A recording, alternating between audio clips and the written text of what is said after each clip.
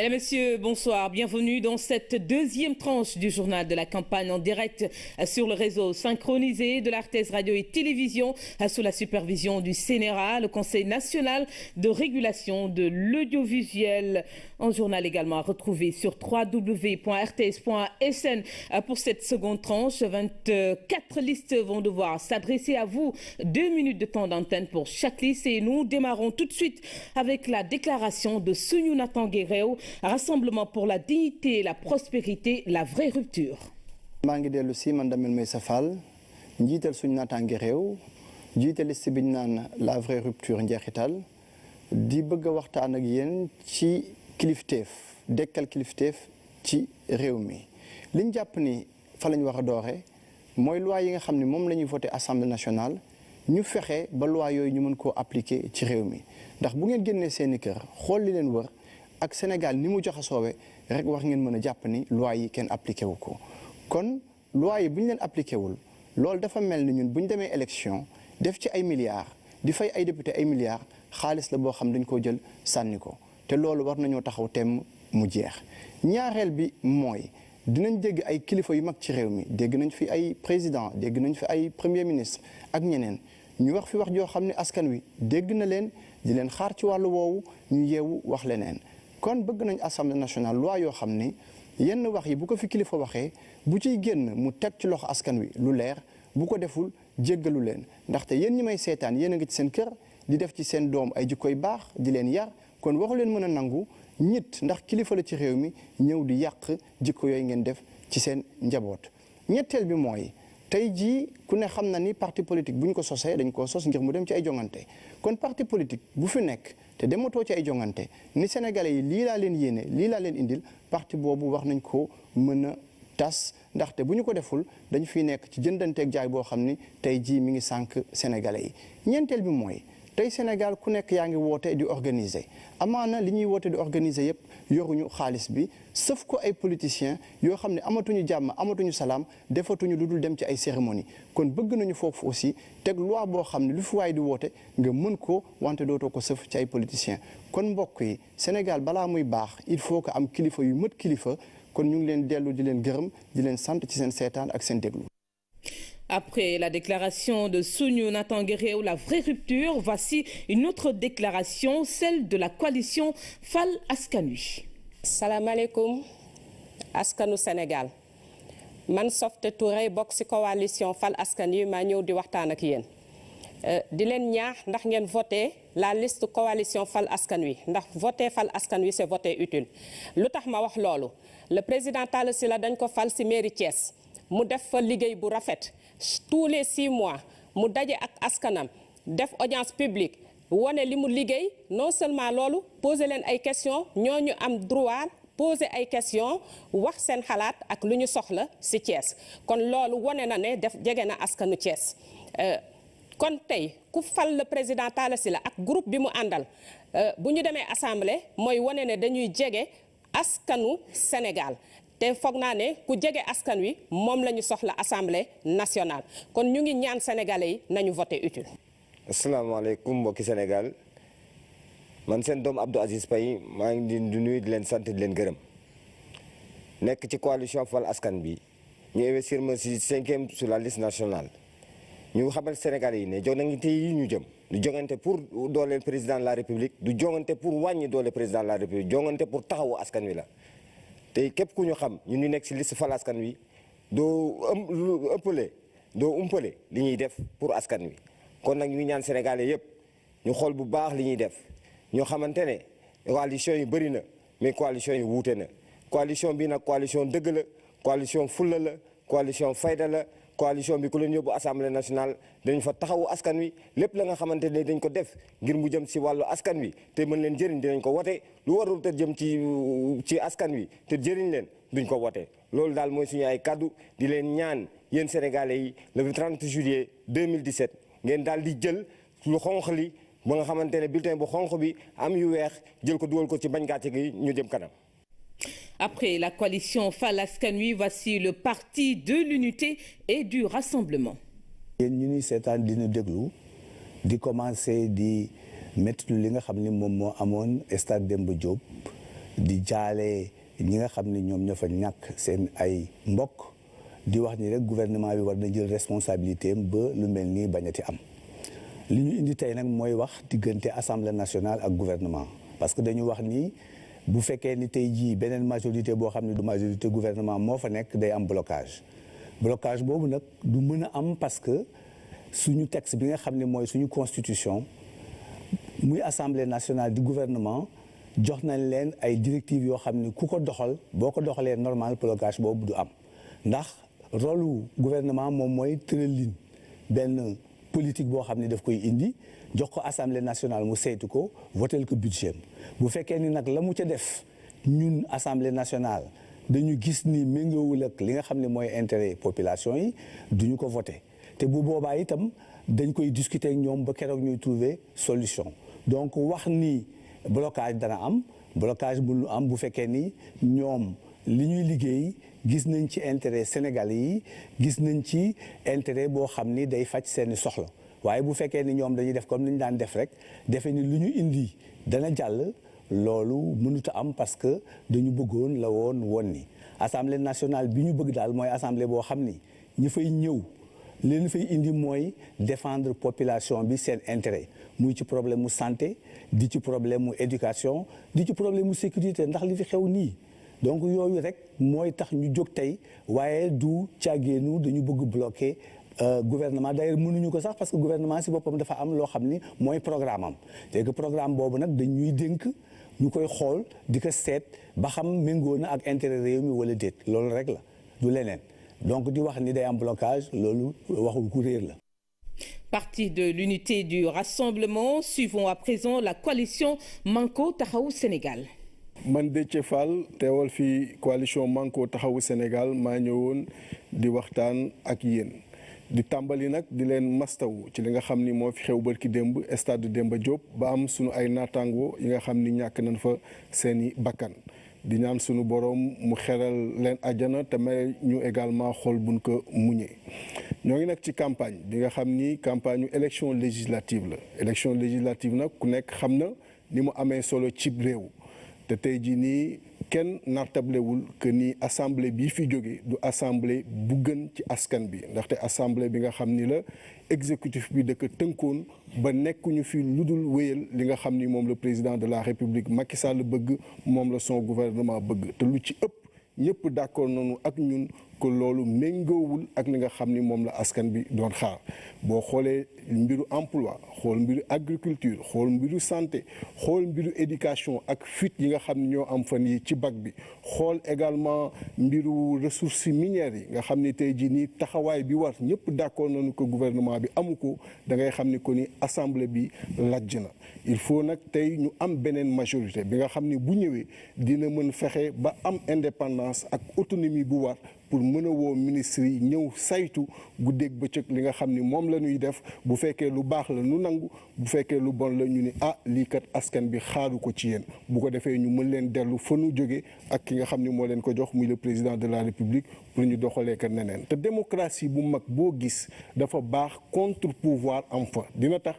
président de la république du def lu mu bëgg dina fi nekk pour askan bi du jël boppam def ko buur di buum ak di buumi moo tax tey jii nii ci Manko Taxawu Sénégal ñuy ñëw di laaj seeni baat pour mën a doon assemblée bi nga xam ni moom ngeen bëgg ñu mën fa taxawal li nga xam ni moom ngeen bëgg bu ko defee Sénégal jëm kanam di leen gërëm di leen sant.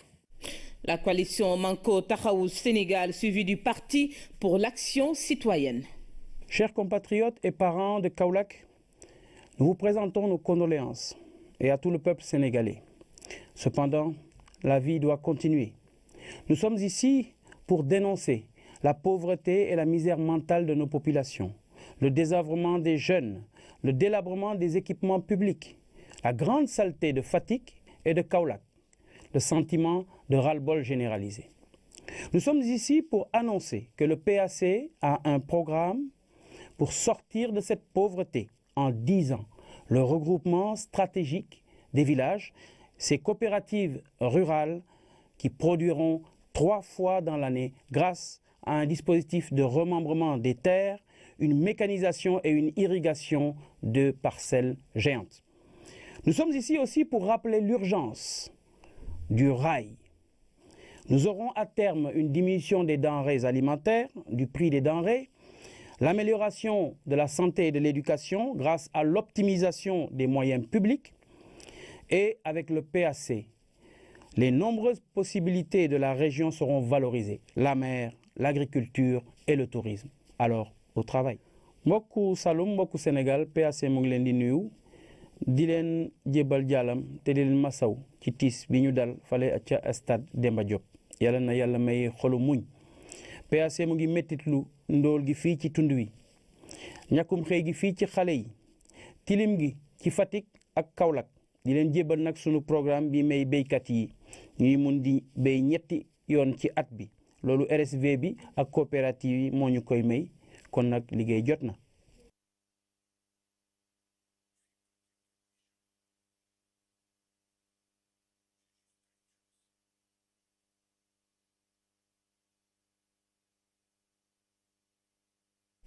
Parti pour l'action citoyenne, PAC, suivi du Parti de la vérité et du développement, PVD. Man Papa Ali Faye selmaxa bi ñu investir ci liste départementale bu Foundiougne ci parti PVD bu Cheikh Modou Kara Mbacké jiite maa ngi ñëw di wax ak yéen askan bi ngeen jàppale ñu ci élection yi di jublu si ci parti PVD bu Cheikh Modou Kara Mbacké jiite ndaxte seet nañ ne ci élection yi passé fii la ñu nekkoon defoon suñu déclaration ren yàlla may ñu jàmm ba ñëwaat fii nii li ñu bëgg nag moo di ne nañu jàppale pour que ñu mun a vooteel PVD ndax jànku-jànku yi nga xam ne am nañ ko ci suñu département bi surtout ci mbéy mi dem ci jiwu bi dem ci sàcc jur yi dem ci ndox mi géej gi lépp développement ndax Cheikh Modou Kara Mbacké tàggat nañu ci loolu. beneen bi moo di ne Cheikh Modou Kara dafa def loo xam ne ci parti PVD ci handicapé visuel yi kenn mosuñuy investir benn handicapé visuel ci départemental moom moo ko mos a def Senghor mosu ko def Abdou Diouf mosu ko def Abdoulaye Wade mosu ko def Macky Sall mii di président tey mosu ko def kon nag ñu ngi tàllal sunu loxo di leen ñaan yéen waa département Foundiougne yéen ñëpp surtout waa Passy yi nga xam ne maa ngi ñoom ñoo dëkk ñu jàppale Pape Ali Faye ci parti PVD bi nga xam ne moom la Cheikh Modou Kara Mbacké jiite loolu nag ñuy waa Sénégal yëpp maa ngi ci oo ñëpp di oo ci sama mbokk handicapé yi yëpp nag lañ ci woo donc liñ mun a wax daal moo di Cheikh Modou Kara Mbacké dañ ko bàyyil xel ndax li mu bugg ci réew mi moom moo ko mun a sottal ci assemblée nañ bu ñu amee majorité réew mi dana changé doxin bi dana changé jëfin dina changé lépp li nga xam ne mooy ci mbéytef ndax mbéykat la xam na lu ci mbéy xam na lu ci sàmm xam na lu ci saaw xam na lu ci géej gi xam nga lu nappkat yi kon nag moom jog na pour jàppale ñun waa Sine Saloum ñun waa Saloum yëpp ñun waa département Foundiougne yëpp ngeen baal ma lii laa amoon ci déclaration yal nañu yàlla jàppale jërëjëf Cheikh Modou Kara merci.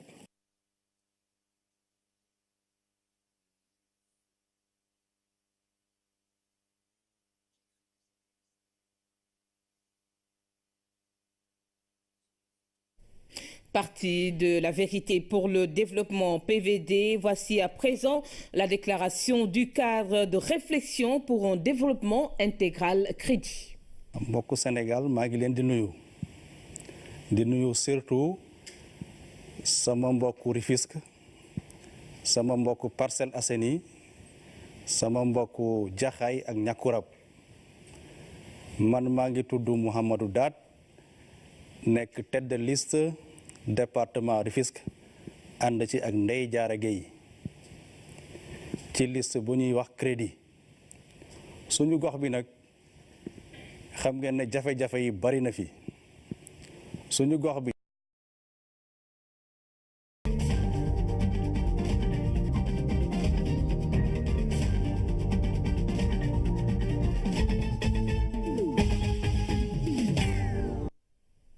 Mesdames, Messieurs, bonsoir. Bienvenue dans cette deuxième tranche du journal de la campagne en direct sur le réseau synchronisé de l'Arthez Radio et Télévision sous la supervision du CNRA, le Conseil national de régulation de l'audiovisuel. Un journal également à retrouver sur www.rts.sn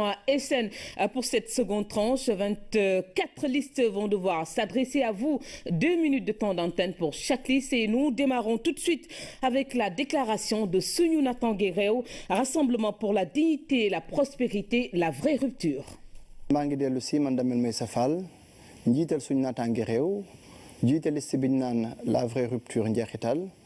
di bëgg a waxtaan ak yéen ci kilifteef dekkal kilifteef ci réew mi liñ jàpp ni fa lañ war a dooree mooy loi yi nga xam ne moom la ñuy voté assemblée nationale ñu fexe ba loi yooyu ñu mën koo appliquer ci réew mi ndax bu ngeen génnee seeni kër xool li leen wër ak Sénégal ni mu jaxasoowee organisé yëpp yoruñu xaalis bi sauf ko ay politiciens yoo xam ne amatuñu jàmm amatuñu salaam defatuñu lu dul dem ci ay cérémonie kon bëgg nañu foofu aussi teg loi boo xam ne lu fi waay di woote nga mën ko wante dootoo ko sëf ci ay politiciens kon mbokk yi Sénégal balaa muy baax il faut que am kilifa yu mët kilifa kon ñu ngi leen dellu di leen gërëm di leen sant ci seen seetaan ak seen déglu. Après la déclaration de Souniou Natangué Réew, la vraie rupture, voici une autre déclaration, celle de la coalition Fal Askan Wi. salaamaaleykum askanu Sénégal man Softé Touré bokk ci coalition Fal Askan Wi maa ñëw di waxtaan ak yéen di leen ñaax ndax ngeen voté la liste coalition Fal Askan Wi ndax voté Fal Askan Wi c'est voté utile. lu tax ma wax loolu le président Talla Sylla dañ ko fal ci mairie Thiès mu def fa liggéey bu rafet. tous les 6 mois mu daje ak askanam def audience publique wane li mu liggéey non seulement loolu poser leen ay questions ñooñu am droit poser ay questions wax seen xalaat ak lu ñu soxla ci Thiès kon loolu wane na ne def jege na askanu Thiès kon tey ku fal le président Talla Sylla ak groupe bi mu àndal. ba nga xamante ne bulletin bu xonq bi am yu weex jël ko dugal ko ci bañ gàcce gi ñu jëm kanam. Après la coalition Fal Askan Wi, voici le parti de l'unité et du rassemblement. yéen ñu ni seetaan dina déglu di commencer di métti li nga xam ni moom moo amoon stade Demba Diop di jaale ñi nga xam ni ñoom ñoo fa ñàkk seen ay mbokk di wax ni rek gouvernement bi war na jël responsabilité am ba lu mel nii bañati am li ñu indi tey nag mooy wax diggante assemblée nationale ak gouvernement parce que dañu wax ni. bu fekkee ni tey jii beneen majorité boo xam ne du majorité gouvernement moo fa nekk day am blocage boobu nag du mën a am parce que suñu texte bi nga xam ne mooy suñu constitution muy assemblée nationale du gouvernement jox nañ leen ay directives yoo xam ne ku ko doxal boo ko doxalee normal blocage boobu du am ndax rôle gouvernement moom mooy tëral ligne benn politique boo xam ne daf koy indi jox ko assemblée nationale mu saytu ko votel ko budget bu fekkee ni nag la mu ca def ñun assemblée nationale dañu gis ni méngoowul ak li nga xam ne mooy intérêt population yi duñu ko voté te bu boobaa itam dañ rek wax ngeen mën a jàpp ni loi yi kenn appliqué wu ko kon loi yi bu ñu leen appliqué wul loolu dafa mel ni ñun bu ñu demee élection def ci ay milliards di fay ay député ay milliards xaalis la boo xam dañ koo jël sànni ko te loolu war nañoo taxaw temm mu jeex